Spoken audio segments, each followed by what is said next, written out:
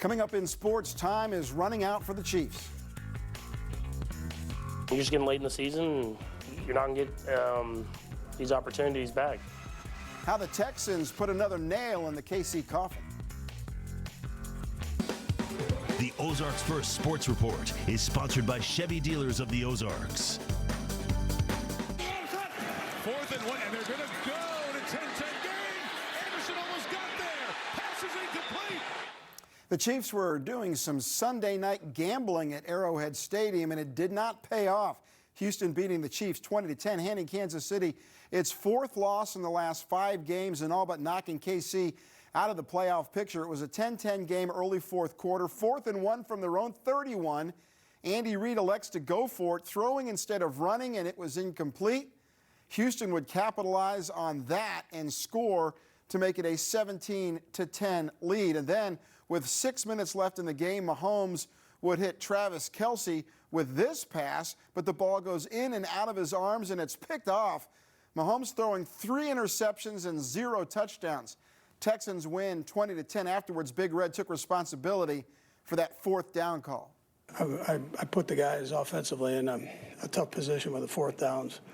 I'm trying to stay aggressive with it. I take full responsibility for that. And there are opportunities that you've got to take advantage of. You're playing a good football team. Yeah, I mean, you're just getting late in the season. You're not going to get these opportunities back. And that's a good football team, but we had chances and we didn't execute at the right time to win it. So the Kansas City Chiefs are now 6-7 and sitting in 3rd place in the AFC West. CBS Sports has the odds of KC making it to the playoffs at 9.1%. There are 4 games left. The Chiefs get to play the Broncos, the Chargers, and the Raiders all in their division one more time. Now, the Broncos and the Chargers game are both at Arrowhead Stadium. That's a plus. KC needs to win out, and KC needs to get some help. The outlook not as dire for the Missouri State Lady Bears. Far from it. The season has just started for Beth Cunningham's women's basketball team, but there was a speed bump yesterday. In our Bear Nation update, Mo State lost in overtime to Kansas 73-70. Lady Bears owned a 13-point lead in the 3rd quarter, but watched that slip away. At one point in the 4th quarter, Missouri State would go on an 8-minute scoring drought. It's only the 7th home loss in the Beth Cunningham era. Cayman Beckemeyer scored 21 in the loss. Lainey Douglas added 17. Both say it's a lost opportunity. There's a lot to learn, just, I don't know, staying strong and just trying to finish as much as I can. I feel like it was a good game for learning opportunities in all aspects, just how to finish a game because we could have finished it. We know we can do it. We knew from the start that we could do it. There was never a doubt in our minds that we couldn't. But at the end of the day, you have to go out there and you have to actually do it. It doesn't matter what you think. You have to go out there and actually perform. So yeah, we'll learn from it. Girls high school basketball tonight, Ava at Rogersville, and the Wildcats' Eden Kibbe with this 3-pointer here would give Rogersville a 24-0 2nd quarter lead. Ava working hard in this game. The 3 is off, but Ebony Nelson is there for the board and the bucket. Bears were on the board, but tonight belonged to the Wildcats senior Haley Buckman. She came into the game 13 points away from making history, 2 right there. Then late 2nd quarter, Buckman gets the layup, and she becomes Logan Rogersville's all-time leading scorer in girls basketball, 2,670 points. Congratulations to her, and the Wildcats win the game 62-24. All right. Best scorer ever. It sounds like it. Absolutely. All right. Being a professional bowler is one thing. Being a PBA champion is another. And there's times where you want to give up and you want to quit, but you stay the course and you just keep going. Then the moment finally arrives. You can't write it up better, get up in the 10th and I need 2 strikes and 9 to win.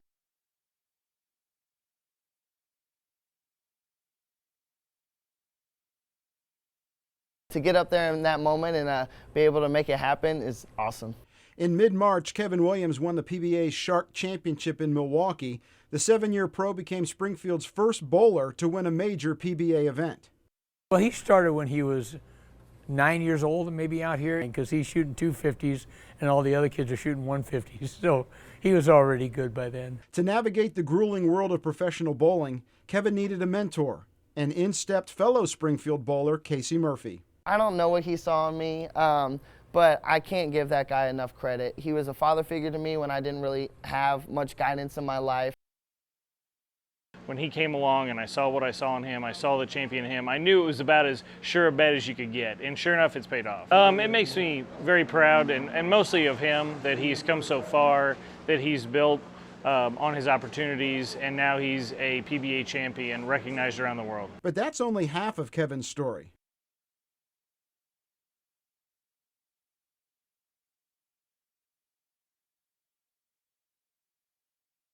If you ask Kevin, pro bowling is his side gig. He's also a successful hip-hop artist with a YouTube page full of music. Some people might not want to hear it because they might be the bowling fan, but Kevin wants to be the Kevin artist. I feel like if anything, I was born to entertain and be in front of people, and music is that.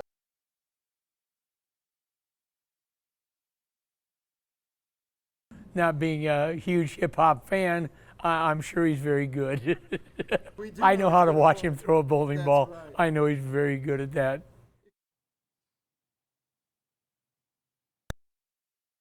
For the past 4 decades, his voice has been the soundtrack of Missouri State athletics.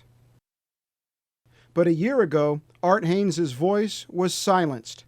The 67-year-old contracted the West Nile virus from a mosquito bite.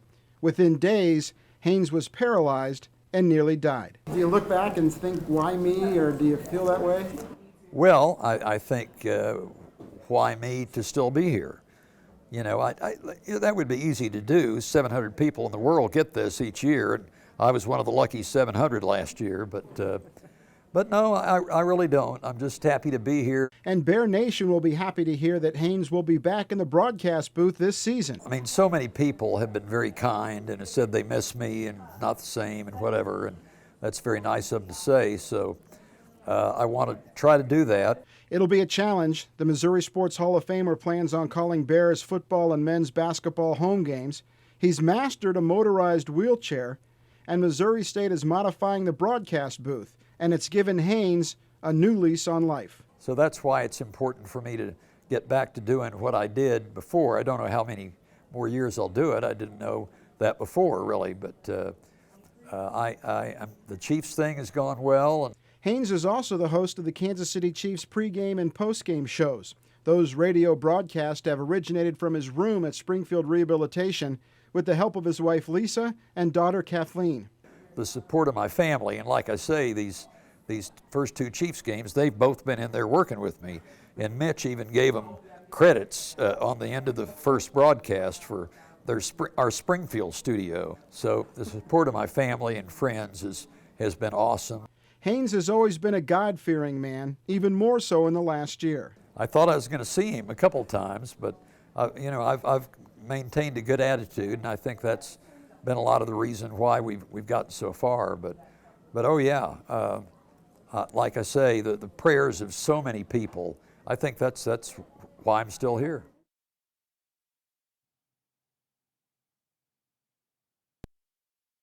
Holly Hesse's Missouri State softball Bears suffered through 13 losses in their first 16 games. It's not really how I would have started writing this final chapter, but as Jess Weber, our assistant coach, said to me the other day, the best mysteries are solved right at the end. And so I think the ending's going to be pretty darn good. The Bears have battled injuries all season long, but things have turned around in the last few weeks. Winning is something you'd expect from Hesse, who will coach her last Missouri State game this month. Just feel like it's best for the program. I want it to be a smooth transition for the players and for the program. Holly Hesse came to Springfield in 1989 and took over a program that had won a national championship in the 70s. She's won 919 games in 36 seasons. Along the way came 2 regular season and 6 Valley Tournament championships and 6 NCAA tournament trips. Hesse is the winningest coach in Missouri State history. Now her career has entered the late innings. Sad and joyful time.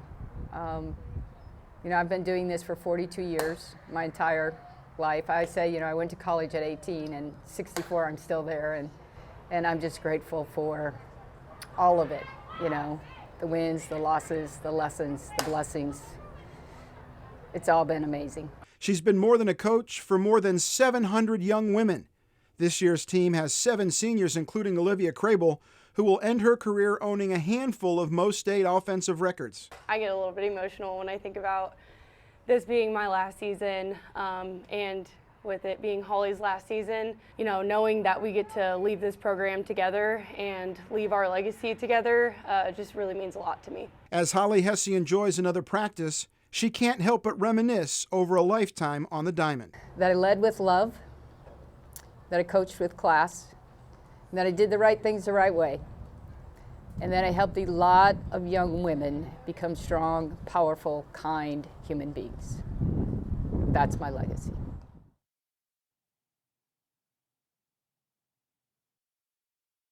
Most teenagers take summer trips to the beach, grandma's house, or maybe an amusement park. Zan Fugit started his summer in Las Vegas, grappled his way through Argentina, and is wrapping it up in Rome. Pretty hectic, fun. What's your favorite thing about it? Mostly just like the new people I get to meet and the experiences I get. I get to learn a lot and improve on my wrestling a lot. The Nixa Eagle made Team USA in Las Vegas in April. In June, Fugit won a gold medal at the Pan Am Games in Buenos Aires. And this week he'll be going for Greco gold at the United World Wrestling Championships in Italy. And then Greco is a lot of like upper body throwing and suplexes and stuff like that. I've done it for a while, since I was littler. There's a lot of stuff you have to pick up on. It's a lot different, like you can't touch the legs and stuff. Yeah, it was a little different for sure, not being able to touch legs, but I've always been like a thrower, and I've liked throwing. Fugit started wrestling when he was 4, and he's not just a champion standing up in Greco. He's also a 2-time state high school wrestling champion at both 113 pounds and then last year at 120. And the soon-to-be senior says his experience in Colombia will help at the World Championships. Just adds like, I don't know, almost like confidence almost, because I'm just used to it and used to the big crowd and everyone. Ben Melton is an assistant coach and gets tossed around by Fugit on a daily basis. He's got a great mindset when it comes to wrestling. Like he's brings it every practice. He works extremely hard. You hear all that stuff, but he's a great athlete. Even when he was little, for me, I was in high school when he first started, and so I remember seeing him at Kids Club, and he was just everything. He was the most competitive person. After his Nixa career is over, Fugit will wrestle collegiately at Oklahoma. He also hopes to represent the United States in the Olympics. Fugit wouldn't be the first Nixa Eagle to be an Olympian, following in the footsteps of silver medalist Courtney Frericks. That's definitely a big goal, be an NCAA champion, make a couple more world teams, maybe an Olympic team. Training hard and getting to where I want to be, and then just go out and wrestle hard. It's been quite a summer for Zan Fugit, one he certainly will remember the rest of his life. In Nixa, Dan Lucy, Ozarks First.